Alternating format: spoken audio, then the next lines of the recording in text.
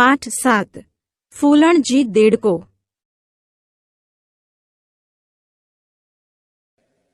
બાળ દોસ્તો, શિયાળો, ઉનાળો અને ચોમાસું 3 ઋતુઓ છે. ચોમાસામાં વરસાદ આવે. વરસાદ આવે એટલે દેડકા પણ નીકળી આવે અને ડ્રાઉં ડ્રાઉં અવાજ કરે. દોસ્તો, તમે દેડકા જોયા છે? તમારે દેડકાભાઈનું ગીત સાંભળવું છે? ચાલો સાંભળીએ. ગીત મજાનું.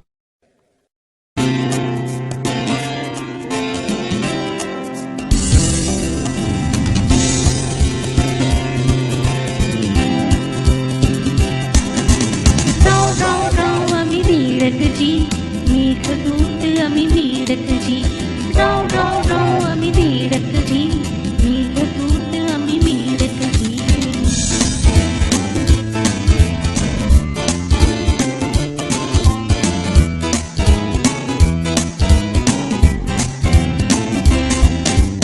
લીલા પીળા ગઈ ચટાપટાનું અંગ અમારું ન્યારું નદી સરોવર વાવ રહી ઠાણ અમારું રૌ રૌ રૌ અમી મીરકજી મેઘદૂત અમી મીરકજી રૌ રૌ રૌ અમી મીરકજી મેઘદૂત અમી મીરકજી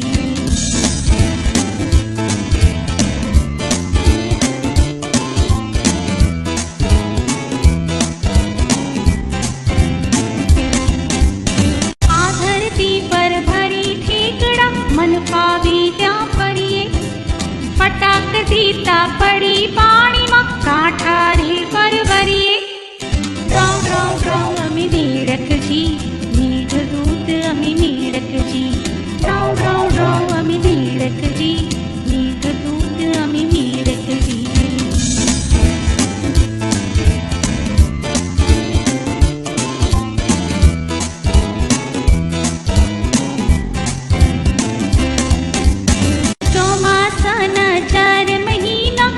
जिंदगी हमारी हंसता रमता कुटता गाता पूरी थशी सारी रौ रौ रौ अमी मीरकजी मेघदूत अमी मीरकजी रौ रौ रौ अमी मीरकजी मेघदूत अमी मीरकजी रौ रौ रौ अमी मीरकजी मेघदूत अमी मीरकजी रौ रौ रौ अमी मीरकजी मेघदूत अमी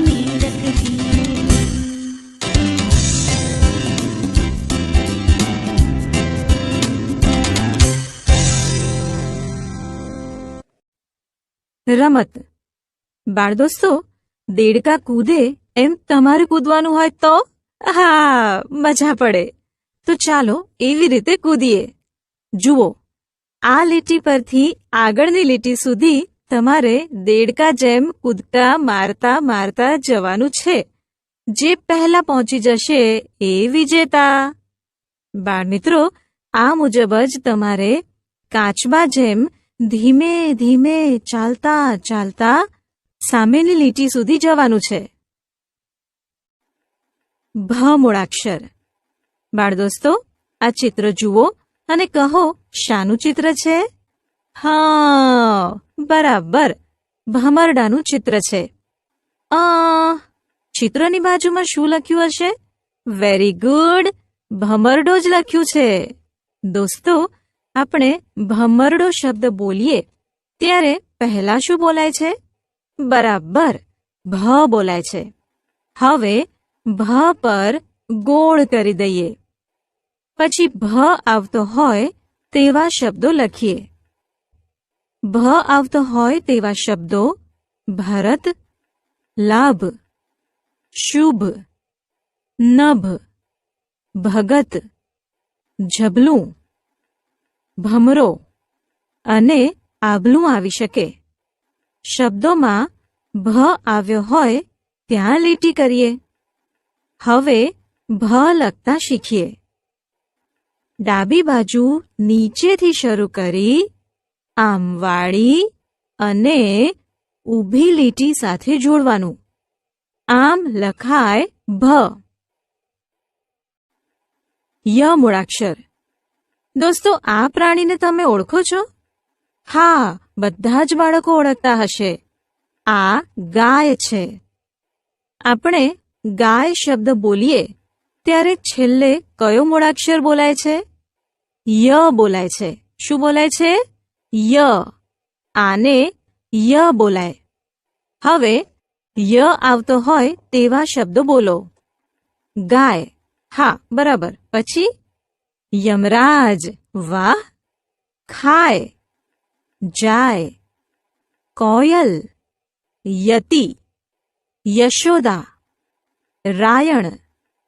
પાયલ અને યજ્ઞ ને ઈયળ પણ આવી શકે. હવે શબ્દોમાં જ્યાં ય આવેલો છે તેની નીચે લીટી કરી દઈએ. મિત્રો, આમ શબ્દમાં ય પહેલા, વચ્ચે અને છેલ્લે પણ આવી શકે. ચાલો હવે ય લખતા શીખીએ. જુઓ, ડાબી બાજુથી ઉપરથી આમ આગળની બાજુ વાળી અને સીધી લીટી કરી. હા, ય લખાઈ ગયો. અહીં જુઓ, આ પ છે અને આ ય છે. ધ મૂળાક્ષર. બાળ દોસ્તો, આ ચિત્ર જુઓ. આ ધજાનું ચિત્ર છે.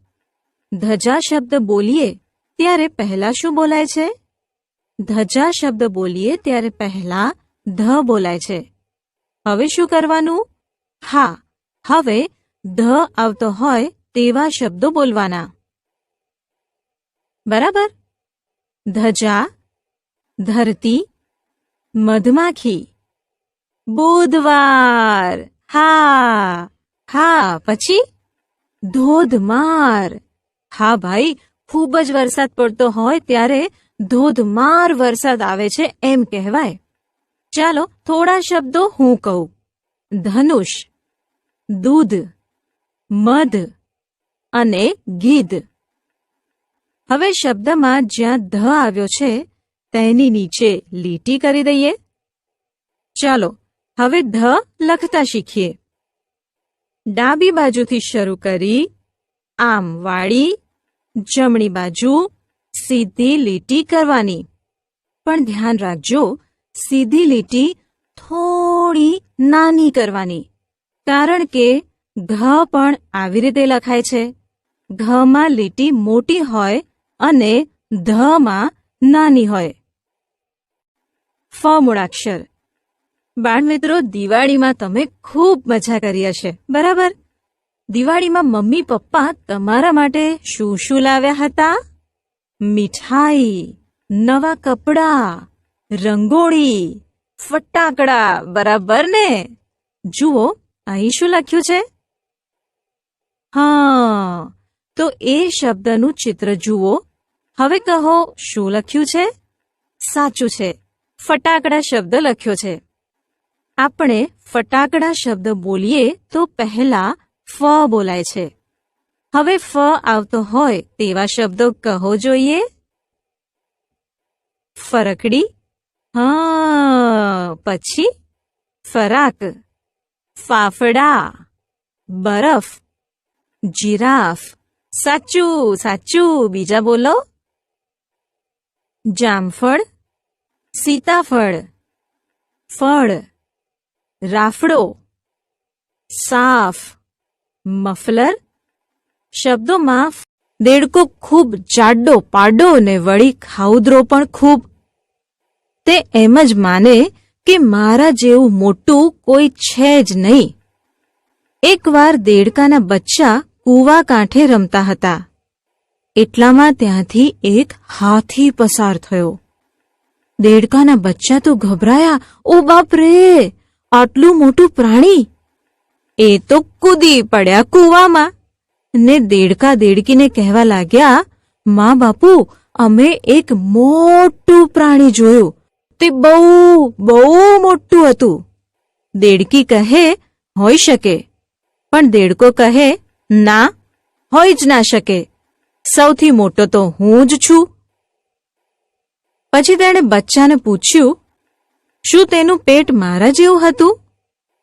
એક બચ્ચું કહે, અરે બાપુ, આનાથી તો ક્યાંય મોટું. એટલે દેડકાને લાગ્યું ખોટું.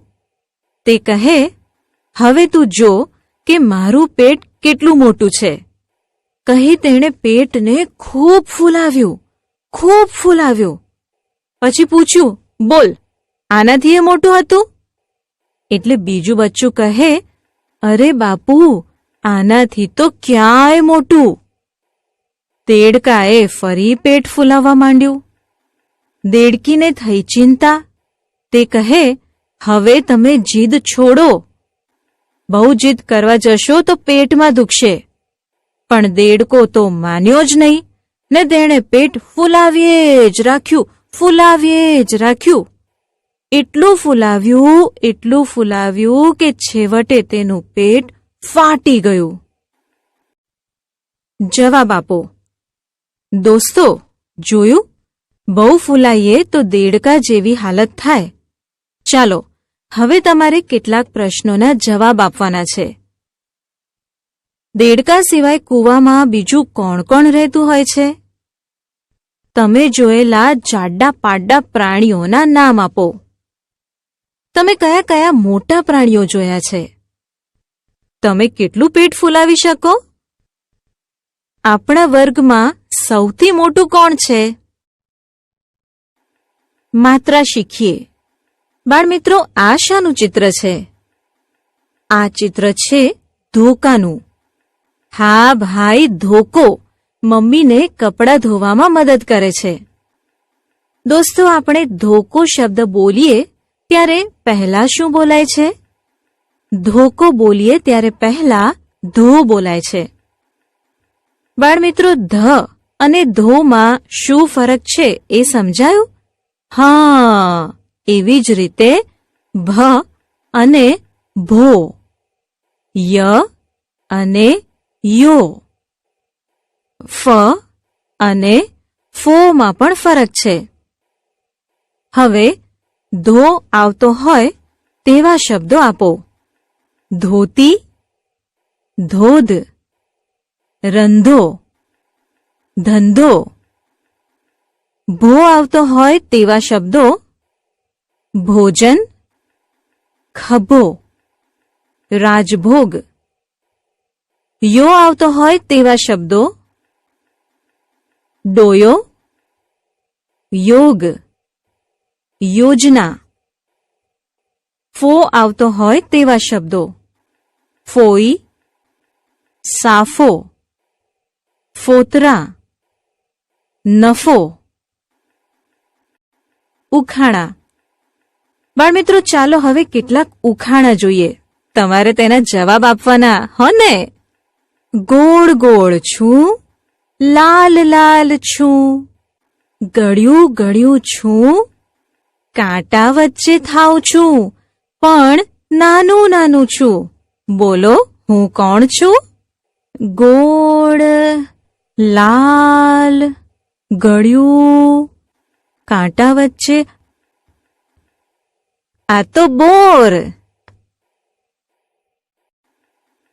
રંગે પીળું, સ્વાદે ખાટું, શરબત માટે રાખે, ચતુર હોય તે ચાખે.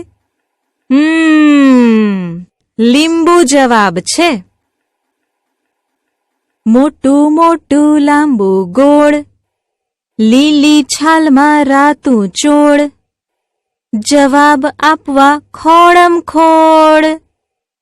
મોટું, લાંબુ, ગોળ, લીલી છાલ, અંદર રાતું. હા, તરબૂચ.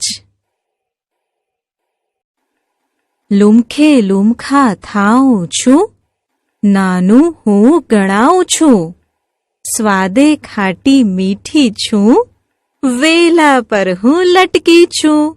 બોલો, હું કોણ છું? હા, સાચો જવાબ છે તમારો. આ દ્રાક્ષ છે. કાચી હોઉં તો લીલી છું, પાકી થાઉં તો પીળી છું, ચીર્યા કરો કે કરો રસ, ખાઓ મને હવે બસ. હા, રસનું નામ આવ્યું એટલે સૌ ઓળખી ગયા કે આ તો કેરી છે. ગીત મજાનું. ચાલો હવે ગીત જોઈએ. એમાં તમારા જેવું એક નાનું કબૂતર છે એની વાત છે. ચાલો જોઈએ.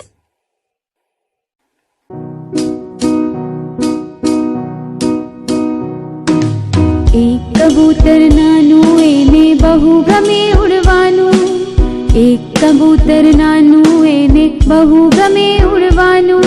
એ ઉડ્યું છાનું માનું, એ ઉડ્યું છાનું માનું. તો કબૂતરના પપ્પા બોલ્યા હું હું હું. તો કબૂતરના પપ્પા બોલ્યા હું હું હું. એક કબૂતર નાનું એને બહુ ગમે ઉડવાનું. કહે કબૂતર ગાઉં આભે ઉડવા જાઉં. કહે કબૂતર ગાઉં આભે ઉડવા જાઉં. તળાવમાં જઈ નાઉં, તળાવમાં જઈ નાઉં. તો કબૂતરના કાકા બોલ્યા ઘું ઘું ઘું. તો કબૂતરના કાકા બોલ્યા ઘું ઘું ઘું. એક કબૂતર નાનું એને બહુ ગમે ઉડવાનું. કબૂતર તો રોતું આંસુ આવ્યું મોટું. કબૂતર તો રોતું આંસુ આવ્યું મોટું. મમ્મી સામે જોતું, મમ્મી સામે જોતું. તો કબૂતરના મમ્મી બોલ્યા ઘું ઘું ઘું. તો કબૂતરના મમ્મી બોલ્યા ઘું ઘું ઘું. એક કબૂતર નાનું એને બહુ ગમે ઉડવાનું. એક કબૂતર નાનું એને બહુ ગમે ઉડવાનું. એ ઉડ્યું છાનું માનું, એ ઉડ્યું છાનું માનું. દોસ્તો, આ કબૂતરનું બચ્ચું એટલે કોણ? હા, બચ્ચું એટલે તમે. બચ્ચું બધું કરવાનું કહે, પણ મમ્મી પપ્પા અને કાકા ના પાડતા કહે ઘૂ ઘૂ ઘૂ ઘૂ ઘૂ ઘૂ. ચાલો હવે કેટલાક વાક્યો વાંચીએ. વાંચો. ભૂપત ધજા ફરકાવ. અરુણા ધીરજ રાખ. રજનીભાઈ દેવના પિતા છે. ફોરમ ફાનસ સળગાવ. સવિતાબેન ભજન ગાય છે. પ્રવૃત્તિ. વાર્તા, ગીત અને ઉખાણામાંથી ભ, ફ અને ધ વાળા શબ્દો શોધો. વર્ગના 2 જૂથ પાડી શબ્દ અંતાક્ષરી રમો. આપણે સમજ્યા, શીખ્યા. ફૂલણજી દેડકાની વાર્તા દ્વારા અભિમાનથી થતા નુકસાન વિશે, ઉખાણા સમજીને પ્રશ્નોના જવાબ આપ્યા. ભ, ય, ધ, ફ મૂળાક્ષરની ઓળખ અને લેખન. ભ, ય, ધ, ફ મૂળાક્ષર અને કાનો અને માત્રાથી બનતા શબ્દો અને ટૂંકા વાક્યોનું વાંચન લેખન.